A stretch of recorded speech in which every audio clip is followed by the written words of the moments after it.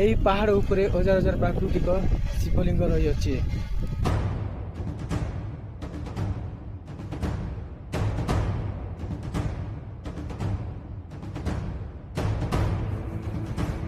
ଆଜି ମୁଁ ଆପଣମାନଙ୍କୁ ନେଇଯିବି ଓଡ଼ିଶାର ଏକ ରହସ୍ୟମୟ ସ୍ଥାନ କୁଟନୀପଦର।